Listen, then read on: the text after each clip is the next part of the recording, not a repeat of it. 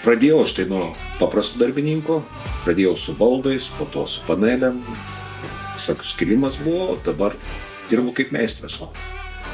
Tenka prižiūrėti tiek darbuotojus, tiek, kad darbas būtų atliktas, ta užduotis, kuri yra iškelta, kad būtų įvykdyta.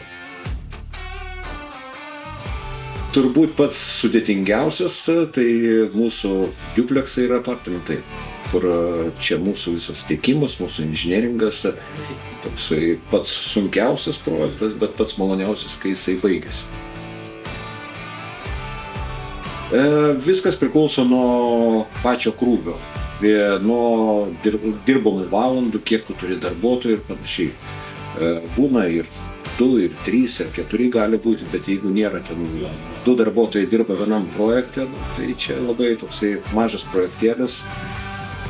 Bet imkim, meistras turėtų dirbti kažkur vidutiniškai su 20 žmonėm.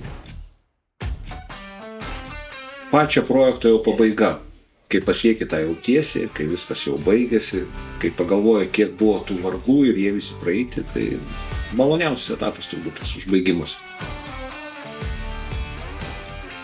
Visos didelės įmonės auga, tai Aros Marine taip pat augti ir dar kartą augti, o tas 15, 20, 25, 100 metų, tai čia viskas tai ateitis ir jinai bus.